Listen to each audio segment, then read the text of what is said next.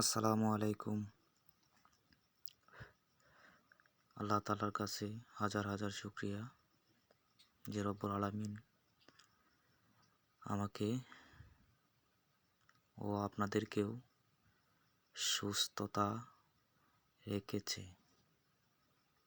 সে রব্বুল আলামিনের কাছে হাজারবার শুকরিয়া জ্ঞাপন করি। আল্লাহ পাক যেন